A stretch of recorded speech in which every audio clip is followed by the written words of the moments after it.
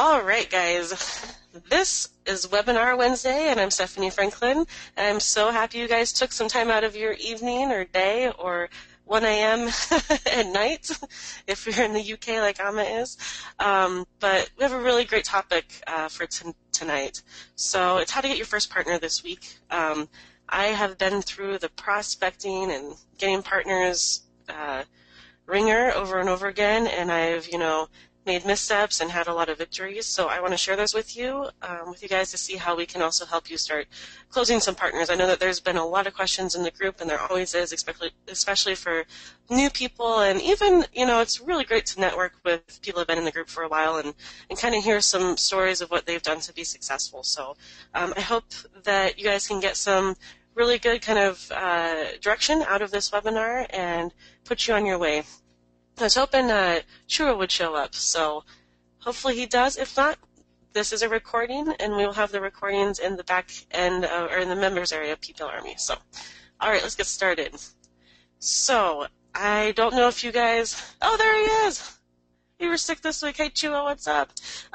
Yeah, I am getting over a cold, so if you guys hear me sniffling, I'll mute myself if I have to blow my nose, I promise. I don't want you gagging. So anyways, so there's 5 parts to my prospecting funnel, and I kind of break it down into different parts. So of course there's prospecting, going out, getting your list, building your list, how to build a list of qualified prospects, and then creating authority after you have that list, because you want to leverage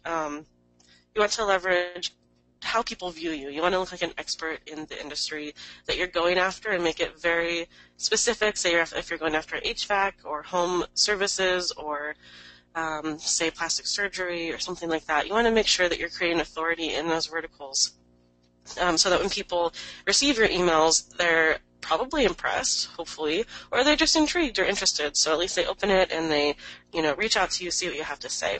Then I'm going to cover outreach, and that's how I, put together my my email campaigns. And I also made templates for you guys, a downloadable PDF in the members area, and it should be attached to Tips and Tricks Tuesday of this week. I'm sure it's in there. Anyways, so it's a downloadable PDF, and it has my 3 steps, 3 emails in it, and then I also put in a bunch of partner replies, so you can kind of see what questions they reply with, or what when they ask for more information, what they want, stuff like that, so you guys are not totally surprised when you do start receiving email replies. And then I also included some of my emails of me replying back to them, and you can kind of see how I position myself, how I explain PPL to them, and just, keep it simple. But I have templated responses, so those are all in the PDF, and you guys can just use that as a foundation and build out on that. Now, once you do your outreach, if you're, say you have 5 sites set up and you need to reach out to 5 different areas in the same vertical, then you're going to have a lot of people replying to you, either calling you or replying by email, and it is so important to start managing those from the get-go, because you don't want to lose a possible partner just because you were unorganized. I am totally guilty of it, and I just don't want you guys to have to go through the same thing. So then after managing your prospecting, closing your first partner. What? That's what we're all here for. So that's the exciting part of the whole funnel, closing your first partner and then getting paid. So we're also going to go through that aspect as well, kind of setting expectations with your partner, setting kind of a timeline, getting them on the same page with pricing, billing, how the leads are going to be handled, all that stuff, building the relationship with them. So I hope you guys are ready. What do you guys say? What do you think? I covered all the parts? Rock on, let's do this. Awesome. Oh, you guys are cool. There we go. That's what I want. You guys are awesome. I can't, I'm so impressed by everyone that always shows up to these. You guys are so motivated and so committed. It just really, really is inspiring. So, all right, so let's jump right in. So I know you guys have heard, from all the training courses and everything, finding the right prospects, and it's so important to, get in contact with the right people, but to do that you have to kind of go about it a certain way. it's hard to just scrape emails. You can go get an email scraper and just scrape the crap out of all the websites, but usually the emails that are on websites are actually, in like role-based emails or info ad, or they usually bounce, and that's because they get spammed all the time, and people get so sick of it. So, I have a whole a VA email collecting system. I don't want to say scraper, but I walk you through it all, and I'll make sure that I have another 3 training videos on how to go about this whole prospecting system, but I'm just going to do an overview here, and I'll make sure those videos are also attached to this webinar in the back end. I think they were also in 100 Days to 100K when I was working with Darren, or working with Darren to build that out. So anyways, I will make sure that those are attached and you guys have access to them. But I walk you through a step-by-step. You could give those videos directly to a virtual assistant for $3 an hour and have them go make you an amazing list. And the secret sauce for that is I just have them go to the top 100 ranking sites, say in roofing, and they go submit the contact us form on their site, and they act like they're an interested customer, saying, hey, I'm interested in getting an estimate for a roof. When can I schedule it, or what, So they act like a lead to the customer. I know it's a little black hat, but it's actually I think it's in the partner's best interest or prospect's best interest to do that, because you're going to get a real live person replying to you. So you can get that email directly from their website. It's going to be forwarded to the right person. And sometimes in these smaller companies, you're going to be talking to the salesperson that's also the owner, or the head sales guy of a sales team over there. So of a roofing estimate sales team or something like that. So you're going to get in contact with somebody that is, somewhat important in the company. And you can work your way up the chain from there. But that's kind of the secret sauce overview of that. The videos that I did earlier, or I guess last year now, when I worked with Darren, I outlined it specifically step by step by step, and I also have a checklist in the back end for you guys, so you can just give it to a VA and have them, go right down the list. But I'll make sure that that's really easy for you guys to find as well, and it's attached to this webinar somehow. So anyways, that's how I get all of my emails. I did try out, an email scraper for a while. I've tried out several different ones, what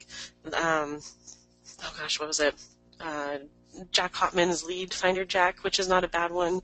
And what else? I bought some lists. I bought a lot of lists. I bought lists off of Fiverr even. I had people go use their scrapers on Fiverr, and I just tried out so many different ones. I've probably sent out now over 20,000 emails easily to do all of my prospecting and get through my partners. So just so you know, this is totally tried and true. I've put everything through tests. I've done A/B testing.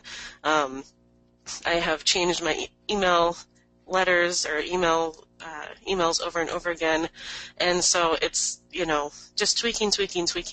And after you send out that many, you get a really good feel for what will work and what probably won't work just after your experience. So this is not just sent out to 100 people and now I'm trying to teach you this. I've sent out thousands and thousands and thousands of emails.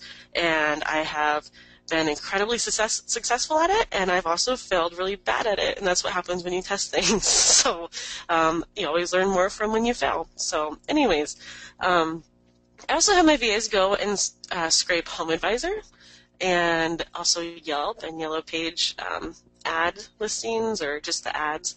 Because if people, so first off, HomeAdvisor, people on HomeAdvisor, they are paying for leads. And you pretty much know what price they're paying for a really shitty lead. Really. You can go download, we have a list somewhere in the members area. If not, I can post it again. I know we've posted it in the group several times. You know exactly what these guys are paying, and you know how terrible service it is. So go to HomeAdvisor, go to your vertical that you're in, go to different cities, get their contact information, but don't call them directly from the phone number in HomeAdvisor, because that's also a tracking number for HomeAdvisor, and you're probably going to make your prospect pay for that lead, even though it is you. HomeAdvisor is very unfair with their partners. So I always have amazing luck when I go to HomeAdvisor. They might be a little skeptical, but as soon as you get them talking bad about HomeAdvisor, they're totally in to work with you. So then just try it out. I'm sure you guys have heard of that, but if you haven't tried it yet, you absolutely need to. And just, see for yourself.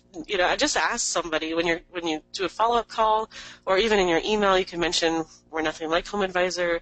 We're here to put HomeAdvisor out of business. Get a little sassy. Like these contractor guys, they think it's hilarious when, you ask them about HomeAdvisor and what they think, and they'll go on and on and on about how terrible it is, and then all that does is make you look better and better in their eyes. So, and then Yelp and Yellow Pages, those ads on those sites can be, a couple $100s a month, or more than that, depending on the vertical. It can be a lot more than that.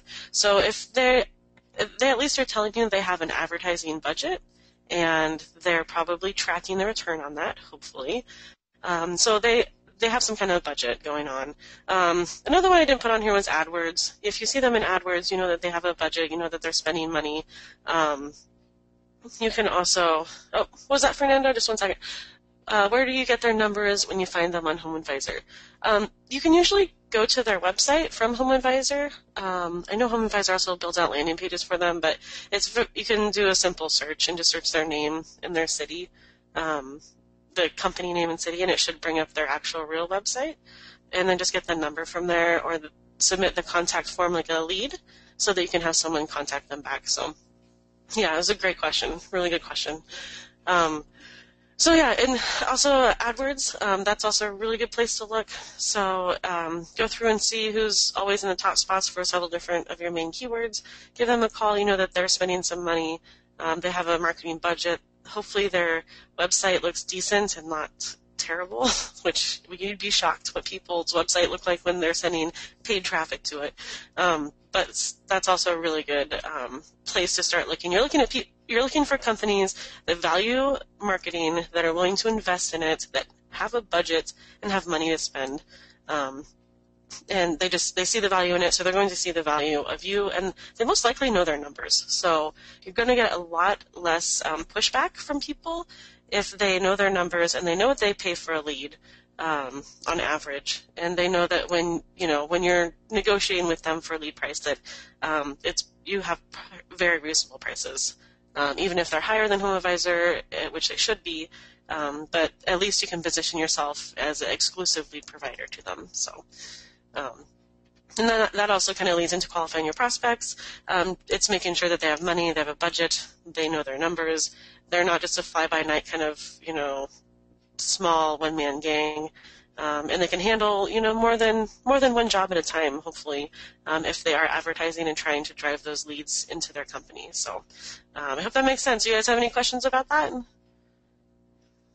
you guys heard of doing the HomeAdvisor scraping or going to the paid ads or anything like that? I'm sure, yeah.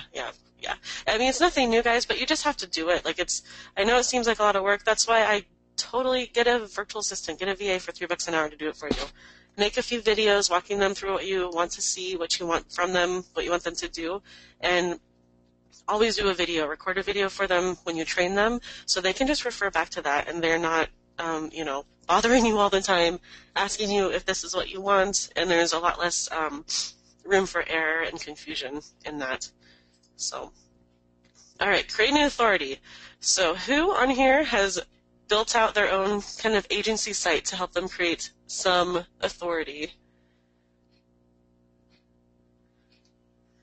Does anyone have their own domain? How do you guys send your emails? Do you send it through your Gmail directly, or do you send it from a domain email? I want to get a count. Nice. Oh, good job, David. Yes, I'm working on it. Domain. Awesome. Good for you. Sweet. Okay. Oh, you guys are way ahead of the curve. That's awesome. So good. I had a few coaching students I was working with, and let's see, two or three of them, they were having a really hard time, people not replying to their emails, not, responding to them, and they were sending it straight from their Gmail that had, some kind of funny name. So it was, a very old Gmail account. One was a Yahoo account, and it totally looked like spam. So absolutely you have to set up your business domain name. You have to set up a landing page at least. I like to use Instapages for your landing page. It's super easy. You can duplicate it across multiple different sites. And I'll have some examples up for you guys to look at in the members area for the actual landing pages that I use. So I hope that can help down on your or cut down on your time that you invest in it. But let me make sure that I write that down so I remember. All right. I'm going to give you guys some examples in the members area, the landing pages that I use, and you guys can rip them off. I don't care. It's if you're going to take the time and actually put the effort into it, I at least want to save you some time, and maybe you can use it as a foundation to build on. So, and I also like to tailor my landing pages or agency sites to the very specifically to the vertical that I'm targeting. So, say I'm targeting a bunch of HVAC. I'm targeting HVAC against 20 different cities. So I want my landing page to specifically say HVAC on it. Okay, I want to be targeting them specifically. It will absolutely build authority in their eyes for you, because when have they really ever seen, a company that focuses and specializes in what they do, and it will make them feel good, it'll make them feel special. It works so much better. So also get a domain name that's very specific to the vertical that you're targeting. So when I started doing this, my response rate improves dramatically. I think one of my domains was homeserviceleads.net or something. It's okay to use .net, .com, whatever. Doesn't matter. But when you're emailing these prospects, they're going to see that come through in their email box, and they'll be like, huh, that's very specific to me. It piques their interest even more. Okay, Fernando's asking, how do you drive them to your landing page, email signature? I put a link directly in my emails. So I refer directly, I say, hi, I'm Stephanie from homeservicelead.net, and you can check out our site and see what we do. And I have a link directly in there. And a lot of the times they click through there and they'll enter the lead form that's on the landing page and fill it out again. And I'll get another notification to contact them. It's the weirdest thing. They can't respond to the email. They want to respond or go fill out the form again. It's very funny. All right. Hey, David, what's up? Homeservicelead.net, specific enough without saying HVAC in the domain. It was just an example, so I would throw HVAC in there. Why not? You could say, I don't know, HVAC, I don't know, get HVAC calls, something kind of cheesy, it doesn't matter, or HVAC leads, something like that. I would definitely throw HVAC in there. Yeah. I'm going to show you a resource that I use to help me think of domain names, because I am the worst with it. And always think of the most obvious domain names, and they're usually taken already. So anyways, I'll show you the resource I use here in a minute. But yeah, make it specific. Anything to pique their interest and make them think that you're, an authority in their industry. So take the extra step and do it. Get a business email, set up with your domain name in it, make a professional signature, and give yourself a title. Don't say that you're the owner of the company. I think I've already covered this in another. I think it's in a training actually I did with Darren. But don't say you're the owner of the company. Say you're customer success manager, or some kind of, give yourself some kind of title. And you can just Google some marketing agencies and see what titles they have, or director of marketing or director of sales or something like that. Yeah, Emma, bust a name. You got it, girl. Yep, I use bust a name to go and to help me find some domain names that are available. She's on it. She knows my tricks. All right. And then also get a business phone. So get an 800 number or 844 number or whatever's available in your Callfire account or in your tracking number account. So go in there, get a tracking number for yourself, put it in your email signature, and then just route it to your cell phone, route it to your whatever phone you want to use. Another thing is it's going to record those calls, so that's really cool. You can kind of critique yourself and learn from those incoming phone calls how to better handle them. And I have quite a few of those. I'm going to post those in the back end also.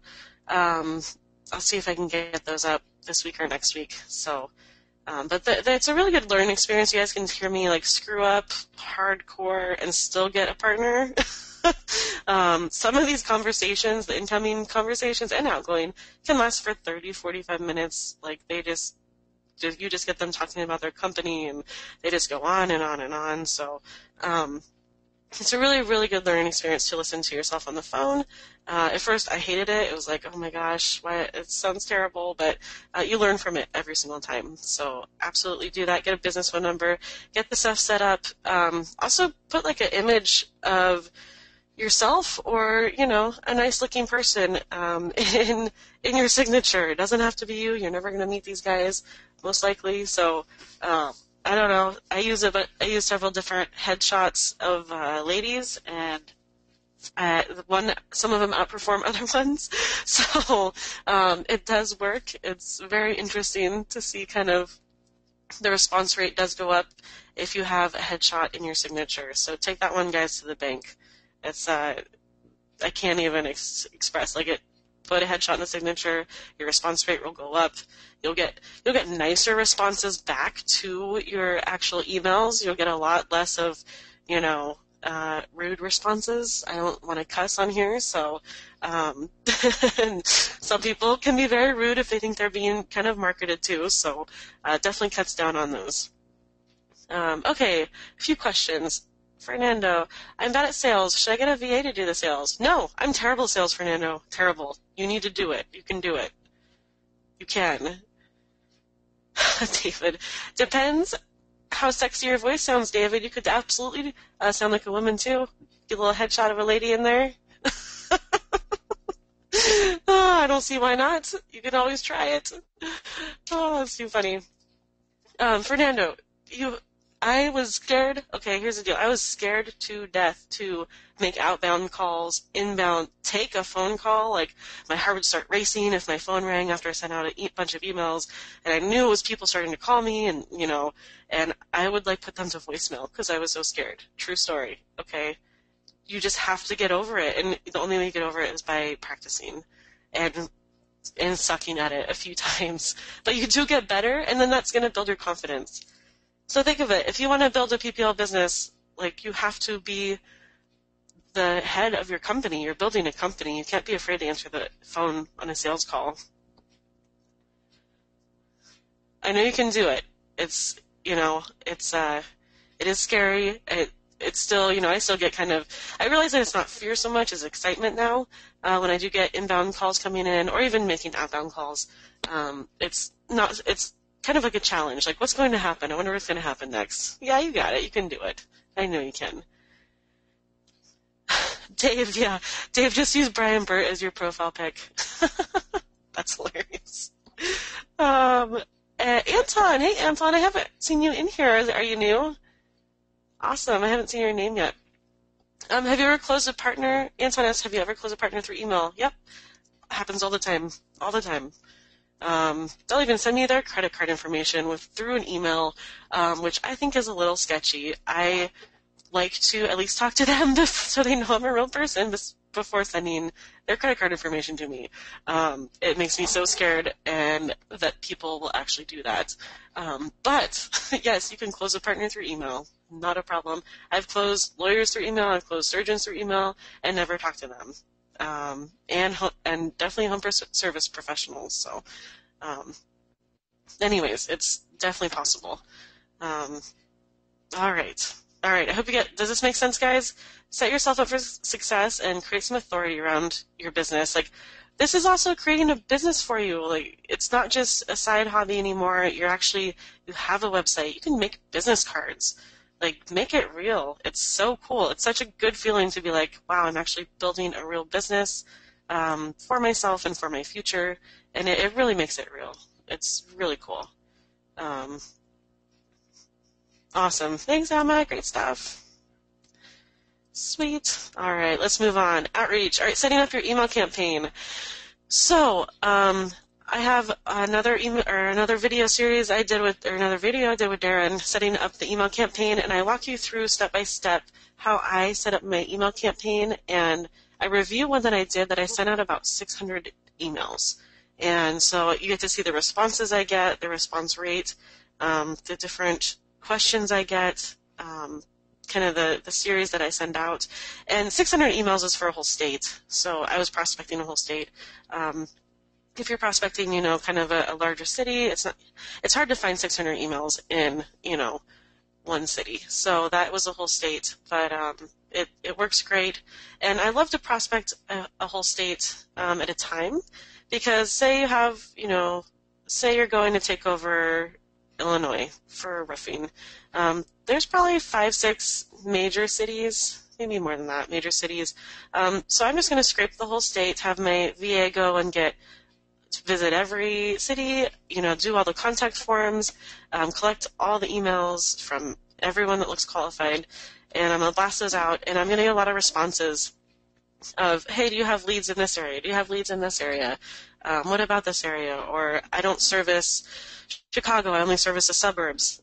They're telling you exactly what they want from you. So guess what? You just reply back and say, hey, yeah, I can get leads in your area, in 2 to 3 weeks, and you can set up, a partnership with them with the expectation that you provide leads. So they're qualifying themselves. You can have a whole conversation, build that relationship, build out your site. You can put up some Facebook ads or, put up some AdWords campaigns. But you could rank, a local site very quickly with what I showed you in the last webinar for a lot of the city suburbs. And as I also showed you, you can get a lot of traffic from the suburbs. So it's really, really easy to blast out to a whole state and target the major cities and get a partner in every single city that way. And it cuts down on, getting into, you can go into several states even and do this once you have your process down. But it makes it so easy because they're already qualifying themselves. They're telling you where they want their leads. All you have to do is have a conversation, saying, agreeing how much, when you start sending the leads, the process, what their services are, all that stuff is very simple, and it's so, so easy. And you can knock out a whole state with one email series in 1 week. You could get partners across a whole state. I've done it. It's crazy easy. So it cuts down on a huge learning curve and saves you a lot of time. So make sure that you watch that video. I also have that connected to this webinar about how I go setting up my email campaigns. I use Aweber for all my campaigns. I know that there's tons and tons of different email platforms out there. I like Aweber because they let me upload pretty much any email I want without questioning me. So, So that's why I stuck with them. I've been banned from so many email platforms for uploading my lists, and it's not because they're spam, it's just because they have to be careful that you're not spamming people, and that they have to protect their IP addresses, of course. So I don't know, Aweber is pretty lackadaisical about that stuff. So anyways, so watch that video. I walk you through step by step. It's very, I can tell you right now, go, create a list, upload your emails that your VA found and collected, add your 3 emails in a follow-up series, and you're done. It's very simple. But it's fun. I have some proof in there, and I have, how my campaign went, and how I targeted it, why I targeted it that way, all that stuff. So definitely check it out.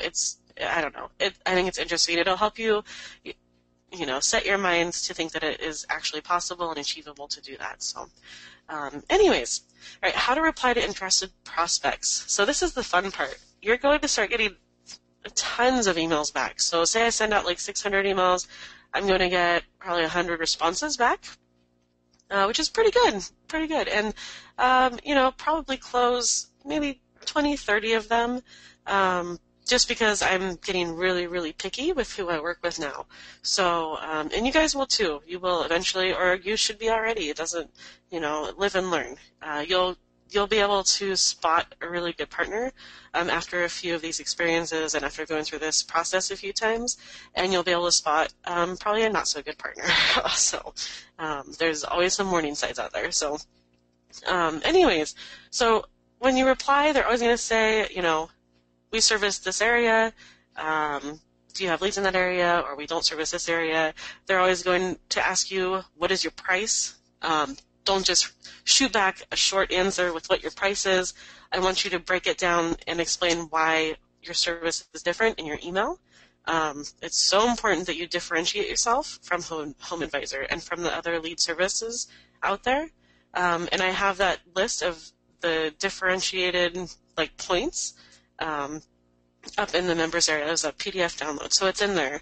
I also, maybe I can pull it up. I don't know if I have it open right now. I can show you guys. I hate to keep saying, oh, go back to the members area. Let's see if I can find it. Hold on, just 1 second. Anyways, it's so important. Don't shoot back with just oh, my lead is $45. Do you want to work with me? Don't do that. That's you have to be a little salesy. You just have to make sure that you explain to everyone why your leads are better than Home Advisors, and you win the game. That's pretty much it. Sometimes they'll shoot you a phone number and say, hey, just call me this afternoon when you have time, or call me, I want to talk. And that's when you cover, you answer their questions, you cover the points of why your leads are different, why they're better, what you do differently, and it's a really good conversation. Ask them about their business. It's really, really not that hard. The subject lines, what not to do. Keep your subject lines short. Don't ever say lead in your subject line. I can't even say that. Don't ever bring up roofing leads, HVAC leads. Never say leads, because that's turns them off so fast. I like to say calls even in my emails. I don't like to say leads. I like to say calls at least, just because in their mind it starts setting kind of a different value, and it makes them think that there's a different value than just a lead. It's actual phone call, and it definitely separates you. So can you guys see the PDF? I found it finally. So this is in the members area, and you can see my subject lines. I always try to keep it maybe a potential prospect is looking that maybe I'm looking for roofing. I don't know. Maybe I'm looking for a roofing estimate. It's a little misleading. It's not that misleading. It's not that spammy. Here's where I refer to my website. I'm Stephanie with blah blah blah.com, and this is also a really important line. So I have a subject line. This is the very first line of the email, so it might be a little weird because it's above the hi there. This is going to be the preview line in their email box. So they're going to see the subject line, then they're going to see this line. They're not going to see, hi, my name is Stephanie. I'm with this website. They're going to see, I was wondering if you could take some of our roofing calls in Boston. This will immediately make them open their email every single time. They love this. Does that make sense to you guys? Awesome. Sweet. Oh, I lost my questions. Where'd they go? Okay, there we go. Cool. All right. So yeah, always have a different preview line, I guess is what it's called, preview line, above your introduction line. And then I also like to say, we have too many calls coming in for roofing estimates. Our current partner in Boston can't handle them. Kind of establishes some more credibility and authority. And then just really keep it short. These guys don't have time to read a huge long email. I've tried long emails, I've tried medium, and the short ones work the best. It's just to the point, we need your help, and then always ask, would you be the right person to talk about this? A lot of people reply and be like, no, but I'm going to forward you to John. You need to talk to John about this, or no joke. And they will even put in their cell phone numbers. It's really funny sometimes. And then here's my signature. I always say thanks for your help. Make it kind of conversational, whatever. Signature, office, phone number. I always say office. I don't say I don't put my cell phone number in there anymore. I used to. Your website, .inc, and website.com. I didn't put my title in there. You guys get to be creative with your title. Put some kind of customer success manager or something froofy like that. Excuse me. Cool. All right, a few questions. So what do you do if you get multiple people interested in the same area vertical? Fernando, that's an awesome question. Um, you start using the lead multiplier. Multiply that shit. Multiply those leads. That's like the golden goose right there. It's great if you can get more than one person interested in that. You can put more than one person on your site and put more than one person on a page. That's the really great aspect of this. You're not reselling calls because it's up to that lead to actually reach out and call those companies. So it's fine. I know that it says, exclusive leads. Well, it is exclusive. I'm not personally reselling them. I mean, all they have to do is hit the back button and call a different company in Google. I'm just providing them 3 companies in the area that they could possibly call. So that's kind of the logic in my mind. But make sure that you guys go through and download this. I'm going to get a drink of water. Just one second.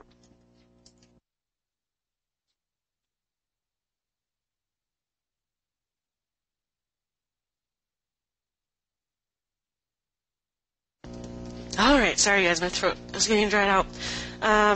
Sweet, great info, thank you. I'm so glad you're enjoying it, Anton. Anton asks, have you noticed a difference using 800 versus a local number for the office phone number? I've done both. I've also just put my cell phone number when I prospect here in Chicago, and it's, I don't really notice a huge difference. You could definitely try it. Because you're going to reuse this phone number in quite a few different areas, I think the 800 number will save you some time in setting up new tracking phone numbers for every email campaign that you're running. And then also, like say Chicago, we have so many different area codes over here that if they see a 630 area code, they know it's kind of southern suburb area or western suburb area. And then if they see like 773 or 703, I think, or something like that, they know it's more downtown Chicago. So if that could turn them off. I don't know. I just kept the 800 number. I use it across all my campaigns, and just it just keeps it simple, so I can duplicate it pretty quickly and easily. Hope that makes sense. It's a good question. I had that same question in my head, definitely, so I had to test it out. Here's the main points to cover that I was kind of going over. Main points to cover, and people are asking you questions. I kind of mixed it up because I think this says it's not too mixed up. So definitely always say 100% exclusive call referrals, never compete directly with other companies, which not really. I mean, they're competing against other companies anyways. I'm not making them underbid each other or undercut each other. That's what I mean by this.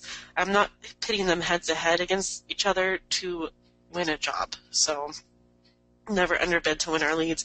That's always kind of a concern of theirs, because a lot of times with the home service leads industry, it's a race to the bottom, and the bottom of price, and whoever is the lowest price can win usually. So you want to make them know that you're not, pitting them directly against another competitor to lower their prices. Never pay for unqualified customer. Personally track every call and email, give you access to the call recordings, just to let them know that, hey, everything's transparent. You can check on anything you want. I'm going to be an actual partner with you and work with you to develop your company. No deposit. You only pay after we sent qualified call referrals. No joke. So, you can change that. You can totally collect a deposit. I have before many times. And I know that there's some people in the group that have success collecting a deposit. It's absolutely possible, and they're used to kind of giving a deposit to HomeAdvisor, or they almost expect to give a deposit. So it could be a winning point for you, no deposit until we send you leads, or a small deposit to cover your first 5 leads that we send you. No contract. I don't put anyone in a contract. They can leave at any time. I don't want unhappy customers trying to get out of contracts and, being difficult. If you want out, get out. I don't want you as a partner. So pretty simple. I do use a credit card form, and on the credit card form it just says, kind of the billing information, like you have 3 days to dispute a lead. If I don't hear from you by Wednesday of that week or Thursday of that week, you will be billed for any leads in your invoice. And just keep it simple like that. So, you can put the pricing in there, talk about the pricing, and then if a call's out of your area, just shopping for prices or low quality, there's no charge, you're going to get these questions over and over, so here's your answers right here. What if the call's out of my area? I want to travel out there. Well, we need to set your areas very specifically so I don't target them and send you qualified leads and just because you don't want it and say it's out of your area and not pay for it. So that's also kind of setting expectations, know their areas very well. You can tell when people are calling, they're just totally shopping for prices and just kind of low quality leads. I give away leads to my partners all the time, which I'm fine with. I think it builds a good relationship. And hey, you got 10 leads this week, I'm going to bill you for 9, have a freebie, and it kind of helps you build up a relationship with them, but don't do it all the time to where they expect it and they start pushing for it. So it's kind of a balancing act right there, but surprise them once in a while. Surprise them, give them a little gift, like, here's a free lead, don't worry about that one, like, I know you got an install out of it, or I know you got whatever out of it. I just want to appreciate you for being a great partner. It really doesn't cost you anything, and they're going to be like so impressed and surprised by that. So that's always kind of a nice little thing to do. Makes me feel good. All right. Oh, there's a few questions. All right. On average, how much more should we be charging per lead than Home Advisor? For example, Home Advisor charges $30. How much should we charge? Well, okay, that's a good question. So it still has to make sense. We can't just charge whatever we want. It still has to make sense for the business owner. A lot of people say double or triple that price, but that's, it definitely should be more than Home Advisor, but to a point. So it depends, say like HVAC, you could do like, I don't know, I don't want to tell you guys what exactly to do, but repairs, they can make a lot of money off of some repairs, and some repairs, they make $100 off of it, so it has to kind of average out for them, and you can come to those numbers when you start talking with the prospects and get a feel for where their pricing is. Some people's pricing is too low, and it doesn't make sense for them to work with you. Like some companies completely price themselves out of working with you because they don't value their service that much. You get, more established companies that have advertising going on and are driving their own leads and know how much a lead costs them. You could definitely charge them more for that, for your leads, because they're very targeted. They are. And then you can always say, hey, after the first month, we can have this conversation again, see how everything is going for you, what you think of the quality of leads that are coming through, and just, make sure that you're on the same page, and just, build the relationship that way.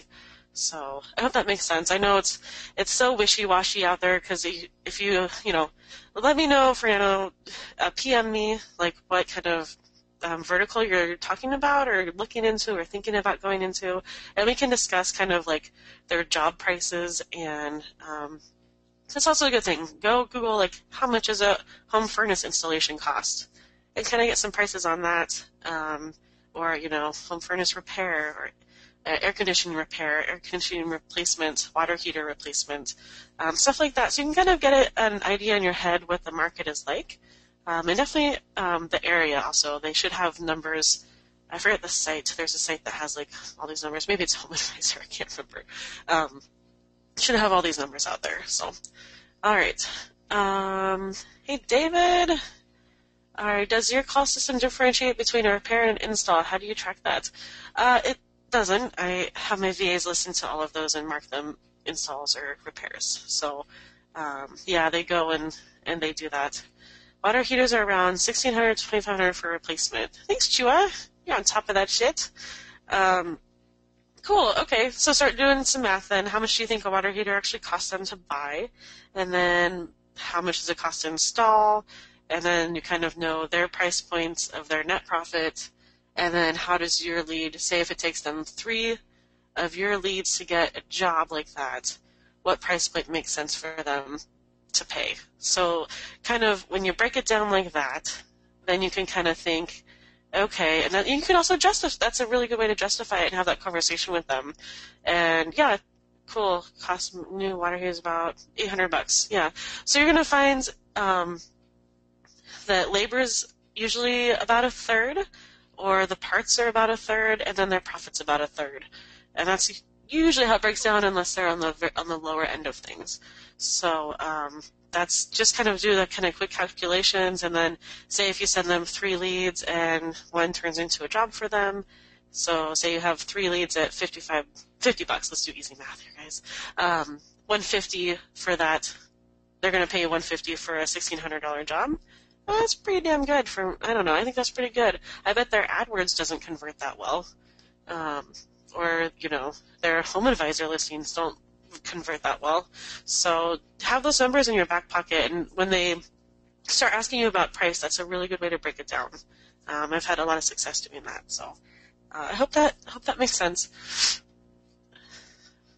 Yeah, those numbers look about right. And then, this PDF, I'm not going to go through all of it because we're running out of time already. But download it. Here's some responses, and then I have these are some of my responses back to people. So get it, check it out. Excuse me. I hope it helps you guys. I know, well, it works for me, so.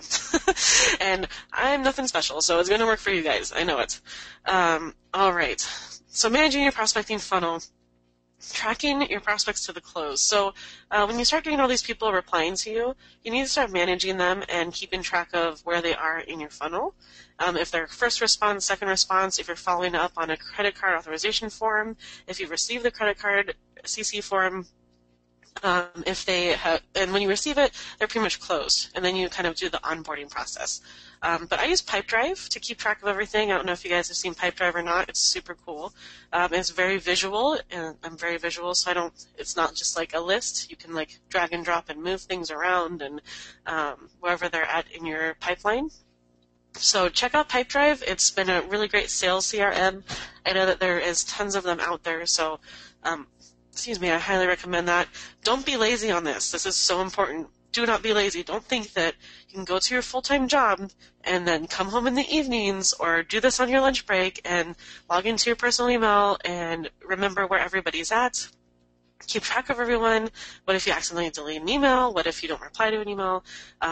You want to be on top of this shit, like so much. So make sure you keep track of it. Use something, maybe not Pipedrive, maybe something else. I think Pipedrive has a small fee associated with it. I can't remember, but maybe it's $19 a month or something. But use it; it is so worth it. You do not want to lose like a great, say, commercial roofing prospect. Oh my gosh, it happened to me, and then I look unprofessional because I never followed up with them and I didn't keep in contact with them because I totally forgot about them and was so busy managing the other prospecting, prospects or the other parts of the funnel that I forgot about them, and then I look really, really unprofessional. And why would they work with someone that's unprofessional? You're trying to impress them and, show them that you're capable of actually following up with them, having a conversation with them, because they don't want to trust you with their business if if you can't even reply to their email. So how to follow up email and phone, and what if they go dark? So always, sometimes you're going to have people go dark on you, and they'll be all interested and all gung-ho, and then you don't hear from them for like 2 days, or you send the CC authorization form, and then you don't hear from them for a couple days, and you send them a follow-up email, nothing, follow-up phone call, nothing. I kind of have like an ultimatum email, and I say, hey, I have a deadline on Friday to get someone to take these leads, or else I'm going to have to work with, XYZ contractor. And it's always their competitor in their area. So they usually get back to you pretty quickly after that. If they don't, you don't want to work with them. Same, vice versa. If they are not responsible enough business owners or business to get back to you, for you to help them grow their business, how do you know they're going to pay you on time? Or, how do you know if you have an important question about the campaign, how are they going to get back to you? So definitely, if they go dark, give them a few days, do a follow-up email, follow-up phone call, and then send them kind of the ultimatum email, and if nothing after that, just forget about it. Sometimes they'll get back to you like a month or 2 later, and they'll just like beg you to work with them, which is really funny when that happens. And when that happens, I get a deposit from them because they're irresponsible. And I'll get a deposit for them and send them some leads and see how it goes. So I always give them a second chance if they come back, because that does happen. I do understand people's lives get really busy, but this is about building your business and getting you some good partners, so you really have to be careful. I use templated responses when I'm responding. You have 100 emails come in. You need to have a copy and paste system or, a templated response in your email just to use very quickly. So Fernando's asking, would the same email script work on cold calls also? Yeah, absolutely. Absolutely. It's the same outline I use for my cold calls, which I need to do some of those for you guys and record those. So I think that would be valuable and maybe erase some of the fear around cold calling. And you can see that I'm not perfect at it and I'm not a salesperson. There's probably so many more people in the group that are a better salesperson than I am, and I can still close partners. So that's going to be on my to-do list for you guys. I want you to remove any fear that you possibly have around calling and talking to partners. They're just people. They're just people that are owning businesses and trying to get through their day and grow their business. And, they can be kind of gruff and scruffy at first, but, they just want to grow their business. And if you can help them, then they want to talk to you. So it's just getting through their hard shell sometimes. But anyways, yeah, that's the outline I use for my calls, and that's the answers I give to any kind of rebuttals that come in or objections that come in. So, all right, the close. And yeah, you know what, guys? I'm going to do some more recorded phone calls for you. Do some actual recorded phone calls for you and get you those and put those up in the members area. Maybe I'll do kind of a prospecting.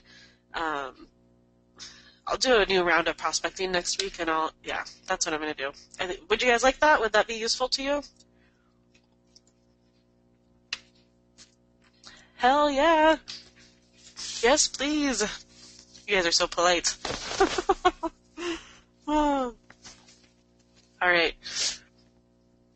If I do that, then I want to hear you guys' recorded phone calls. How about that? Maybe push you to take that next step. I don't know. Maybe we'll do a swag contest. Wait, shouldn't your calls be on the 23rd? Hey, Chua, why is that on the 23rd? It's a long ways away. What's with the 23rd? Oh. On my Google Calendar. That's funny. That's when you're setting up your sites. So if you have sites ready to go, you can call those whenever. That's a good question. I can't tell if you're being funny or not, but I'm guessing by your sense of humor that you're being funny. Fernando, how often a month do you bill? I bill weekly until I work with somebody for a while. You can know within the first month or so. Sarcasm translates amazing through text. Joey, you're hilarious. Okay, yeah, I bill every week. If I work with somebody for like a couple of months and they're, doing great and responsible and no problems, I'll go to biweekly. I'll never go a whole month without getting paid. It's way too easy, even if someone you've worked with for a while, to screw you over, and they will absolutely do it. I don't know why. I have no idea why, but yeah. Don't go longer than 2 weeks, guys. It's just, just my rule of thumb. I've been burned a few times, and it hurts. So, and then you feel stupid, and then you get a little angry and stuff. So just go week by week in the beginning. I know it can be a little overwhelming, but if you're invoicing, 20, 30 calls a week, even 50 calls a week, you can do it yourself or have a VA answer them, and they can qualify the calls for you very easily.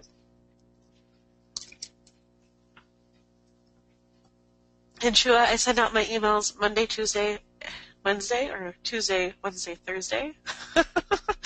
Any day of the month. I love it. All right. Deal with objections. You're not going to encounter a lot of objections. I know one that keeps coming up in the group, and can't remember who it was, and I've encountered it a lot, is they don't want to pay for leads, they want to pay for just closed deals, and I've done that. I've done that deal with people where they only pay for scheduled appointments, scheduled deals, scheduled whatever, and you're going to lose every time on that. And I'm speaking from experience. I've done that. They're not trained salespeople, and let them burn their own house down if they don't know how to make a sale. Don't let them get away with not paying you because they didn't make a sale. It takes all the pressure off of them. Their call answering skills will go down. They're not going to care. They're not going to treat your incoming calls as importantly as they should be treated. It's just really, really important that you don't walk down that path. I have done that, and it's not worth it. You'll get burned every single time, because why should they care? They shouldn't have to. They don't have to pay you if they don't close anything. You would think they want to build their business and stuff, but a lot of them, don't go down that path. And that's how you get into positioning it. So go back to with how you position it with a prospect. Outline, say, an average cost for a furnace installation, and then break it down by their expense, what their marketing expense is, like what they've paid for leads in the past. Ask them if they know their numbers. Like, get to know them. Know how into their business they are. Like, know if they know their numbers. Ask them, straight up ask them, like, how much does a lead usually cost you with your marketing that you do? And a lot of them will know. A lot of them will know, and then you get a really good idea of what kind of prices will fly. So, agreed on terms and pricing, same thing. So you can't charge crazy, outrageous prices for one phone call. I mean, usually takes maybe 3 phone calls for them to get a lead, an actual job out of it, or maybe 5 phone calls to get a job out of it. So you have to keep that in the back of your head. Those phone calls do add up, and they need to be seeing a return out of those still, and some meat needs to be left on the bone for them as well as you. So, like I said, I don't do a contract. I used to do a contract, and all a contract does is slow down the process of getting a new partner. Most people don't know how to scan a document after they signed it and send it back to you. It is bizarre. I have a fax machine, and they would fax it back to me. Lawyers would fax me back my contract instead of emailing it back to me because they didn't know how to use their scanner. All it does is it creates one more obstacle in their way, and it's so easy to replace these guys that it's not worth waiting a week or 2 weeks to get a contract back before you start working with somebody. Credit card form, for some reason, they can get those back pretty freaking fast. They'll even just email you their credit card information. So it's really, it's a lot easier. And then why use a CRM? So when I talked about after you close them, the next steps you need to take, and the onboarding process. So once you close somebody, you're not done, guys. Like, awesome. So you got somebody, you got the credit card auth form, and what do you do next? You need to put them in a CRM. You need to not only keep track of your prospecting system, but you also need to be very organized when you're managing your partners. All right. So you need to create. I use Zoho for my partner management. So I set expectations, and so I didn't have this stuff figured out when I started, and so I went and I kind of wrote down, like, when, how, why, when will things happen, how will they happen, what will I use to do this, and just kind of wrote out, like, had a business operations, like, kind of guidebook for myself to refer back to. So I had, like, a standard concrete operating procedures, and then I could just refer back to it, and it just made it so much more simple to get it out of your head on a piece of paper or on a document on your computer, so you can just go down the checklist, make sure that you get their tracking number set up, get a login for them if you're letting them listen to their phone calls, if you have a platform like that. Have your follow-up tasks and emails ready to go for the next month. Have your welcome emails ready. Like, get your invoices ready to invoice them, so you just have to, like, get the number of calls from your VA, put them on an invoice, shoot it over to them. Like, make it very easy. And then make sure that there's, procedures for resolving disputes. What about declining credit cards? And you can do like month-over-month tracking. Like you can get a lot more into it once you have these standard procedures in place. They're so important, and I know it seems like silly to, oh, we got a partner, awesome. Now what? Now what do you do? How are you supposed to perform? How do you meet or how do you set expectations with them that you have your shit together and that you are an organized person and, you do things on time and you send them their invoice every Monday or Tuesday or Friday and they know that they have to pay you by this certain time or else you're invoicing them for these. What happens if a declined credit card happens? If they don't provide you a new card, say in 3 days, they're no longer your partner. You don't work with them. You replace them. Make sure that you're very upfront with all these expectations. How your business name will appear on their credit card. All these things is so important to have, and it's very easy to do. It's very easy. Whatever makes sense to you. Whatever, pull from your past experiences. How did companies treat you in the past that you appreciated and liked and respected? And pull from those past, encounters and experiences and bring them into your business and build your business from that. So definitely always have, establish your reporting. How are you going to send the invoices? Are you going to use Microsoft Word? Are you going to use Stripe? Are you going to use Wave? PayPal even has a great invoicing system. It's so easy. Are you going to do it? Is your VA going to do it? So just kind of write out some standard operating procedures, and this is going to save you such a headache, and you can always tweak them. They're not set in stone, but at least it's a starting place to start from and to go from, and then you're going to have answers to these questions when they come up from your new partner, because they will come up, and you send them a welcome email saying, hey, I set up your tracking number. Here's your login to the account to listen to phone calls if that's possible. I'm going to start sending you calls in the next 2 to 3 weeks, and as soon as you start getting your first calls, I'm going to send follow-up emails with recordings in them. And just kind of outline the timeline of when things are going to happen, and then set yourself reminders in Zoho or in Basecamp or whatever you're using, so that you're reminded that you do have next steps to follow up with your partner, keep nurturing that relationship, and moving that forward. So does that make sense? You guys probably totally appreciate it when companies follow up with you, when they, are on their shit. It makes you respect them. It makes you, be happy to work with them. It really establishes you as the authority in the industry, and word will get out. If you handle yourself professionally and you earn respect with your partners and stuff, they'll just start referring you people. Because guess what? They know tons of people in the industry also. So word will get around, definitely. All right. Okay, there's quite a few questions coming in, and then we got to cut it off in about, let's give it 5 minutes. Or we'll go to 8:15, and then I got to jump off. I have another call to hop on at 8:30. So, Fernando, how do you get the credit card info? They filled out the receipt form and email it back to you. Yes, exactly. Or they can fax it back to you if you have a fax machine. But yeah, they can just email it back to you. Everyone has smartphones nowadays, and I've walked someone through how to send me to download a PDF converter or image to PDF converter, take a picture of it with their smartphone, convert it to PDF, and email it to me. I've totally walked someone through how to do that multiple times. But yeah, it's that's how I get it back. I email them the credit card authorization form, and then they email it back to me. And there should be a CC form in the members area. I'll make sure that it's looped into this Webby. I think it's probably in either the Facebook group documents tab. I'm pretty sure it's in there, and then, and then I think that it is also in the members area. Excuse me. All right.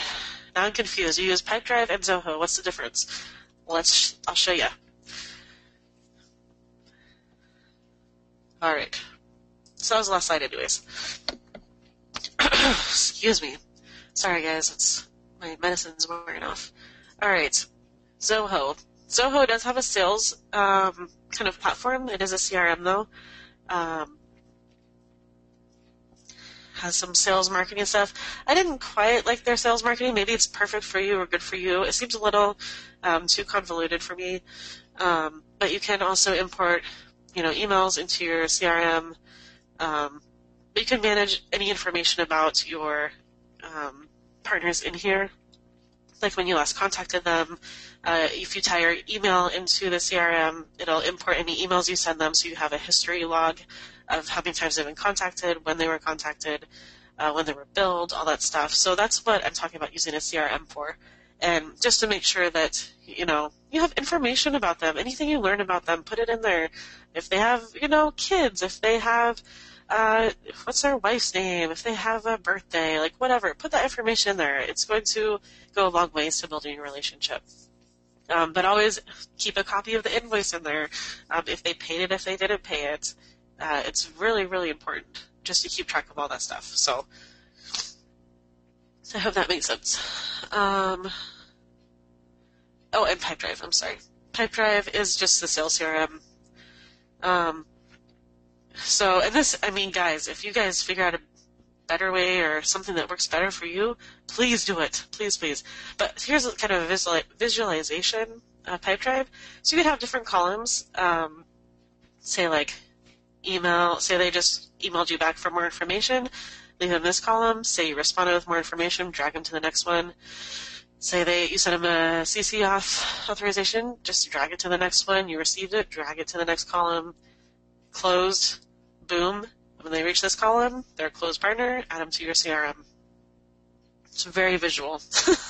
As you can see, it has a lot of other stuff going on in it, but you can try it out for free, test it out. It's pretty cool. I like it. I like it a lot. So there's some other parts to managing it as well, but I like Zoho as the CRM and Pipedrive is the sales. So let me know what you think. If you have something else or a different platform you want to use, share it with the group, because I would love to know what other kind of platforms you guys are finding useful and helpful. Does that make sense, David? There's a whole bunch of platforms out there. These are the ones that have worked best for me. So test them out. If they don't like them, there's a bunch of other ones out there, but make sure you have something to keep track of what you're doing. All right, awesome. Oh, yeah, I use both. Yep, no worries. Makes sense. Got it. Thumbs up. He's got it. Can I give an example of welcome kit or email? Sure, yeah. I can share one of those with the group. Definitely. Let me make a note of that. Hold on.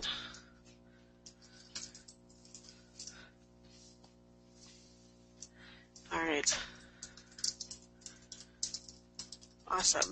So, do you brand yourself when talking to prospective partners, and when you build them? Yeah, absolutely. You can brand them, and then you can just let them know that they'll receive a bill under maybe your parent company's name or something like that.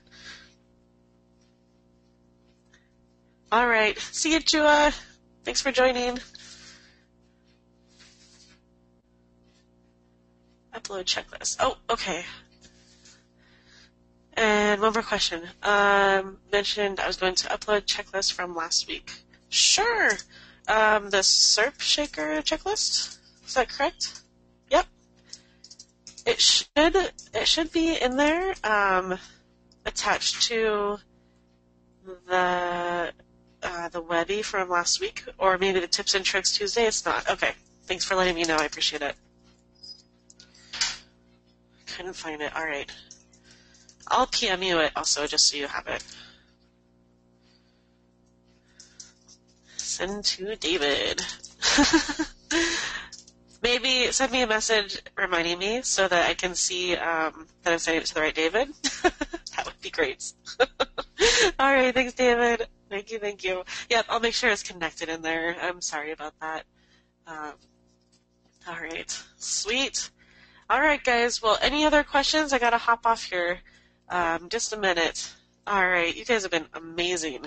I hope this was useful, and I'll also make sure that all those, I did like 3 or 4 different videos with Darren for how to do all the email prospecting, and just so you can hand it off to your VA and stuff. So I'll make sure that those videos are also attached in the back end to this somehow. All right, Amma, you're amazing. Amma, shoot us your address so we can send you something. Sweet. All right, guys. You guys have been amazing. I can't wait till Q&A tomorrow, and then I also want to hear some success stories pretty soon. You guys are doing awesome. I love it. I love it. All right, guys. Hope everyone has a good night, and I will talk to you soon. All right. Bye, guys.